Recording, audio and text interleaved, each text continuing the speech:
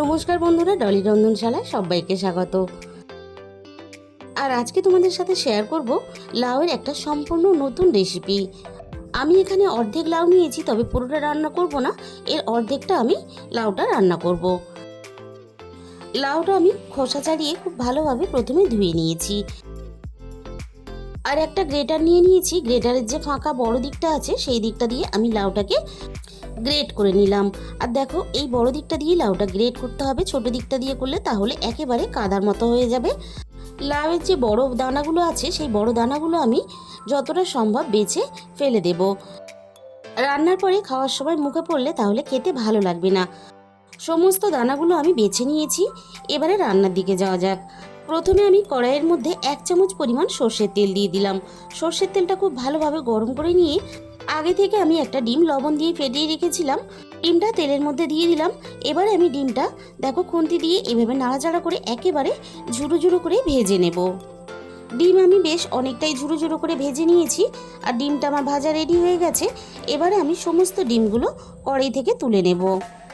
তবে ডিমের পরিমাণটা তোমাদের নিজেদের মতন করে বাড়িয়ে নিতে পারো। ওই একই কড়াইয়ের মধ্যে আমি আবারও একটু প্রয়োজন মতো সর্ষের তেল দিয়ে দিলাম।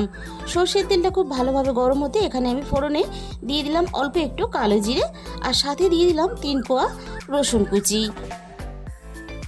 এবারে আমি রসুন কুচিটা ফোড়নের সাথে 3 থেকে 4 সেকেন্ড একটু নাড়াচাড়া করে ভেজে নেব, রসুনের কাঁচা গন্ধটা চলে যাওয়া পর্যন্ত। এবার আমি সাথে এখানে দিয়ে দিলাম 2টো চেরা কাঁচা পাকা লঙ্কা আর সাথে একটা শুকনো লঙ্কা। লঙ্কাগুলো একটু ভেজে নিলে তাহলে গন্ধটা খুব ভালো আসবে।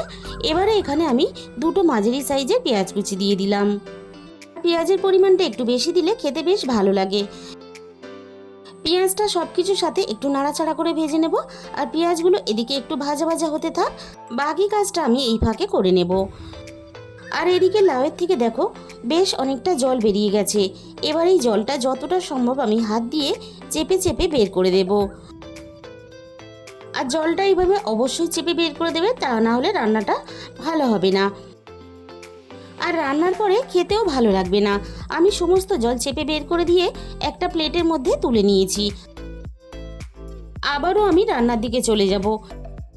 এদিকে পেঁয়াজগুলো বেশ ভাজা ভাজা হয়ে এসেছে, এর থেকে আমি আর বেশি ভাজবো না। এবার আমি কড়াইয়ের মধ্যে লাউটা দিয়ে দিলাম। এবার আমি সব কিছুর সাথে লাউটা নাড়াচাড়া করে খুব ভালোভাবে ভেজে নেব। আর সবসময় লাউয়ের একঘেয়েমি ঝোল তরকারি না বানিয়ে একবার এই রেসিপিটা ট্রাই করে দেখো, অসাধারণ খেতে লাগে। এবার আমি গ্যাসের ফ্লেমটা বাড়িয়ে দিয়ে অনবরত এইভাবে লাউটা নাড়াচাড়া করে ভাজতে থাকবো। এবার আমি লাউয়ের মধ্যে একে একে মশলাগুলো দিয়ে দেব। দিয়ে দিলাম 1/2 চামচ পরিমাণ হলুদ গুঁড়ো, 1/2 চামচ পরিমাণ জিরে গুঁড়ো, আর এখানে দিয়ে দেব 1/2 চামচ পরিমাণ ধনে গুঁড়ো। মশলার সাথে লাউটা নাড়াচাড়া করে মিশিয়ে দিয়ে লাউটা আমি খুব ভালোভাবে নাড়াচাড়া করে এভাবে ভাজতে থাকবো। আর বন্ধুরা, আজকের এই রেসিপিটা শেষ পর্যন্ত দেখার পরে তোমাদের যদি ভালো লেগে থাকে তাহলে ভিডিওতে প্লিজ একটা লাইক করে দিও। আর এরকম নতুন নতুন রেসিপি পেতে অবশ্যই আমার চ্যানেলটাকে সাবস্ক্রাইব করে নিও। আর লাউটা আমি এখানে আরও একটু ভাজা ভাজা হতে দেব।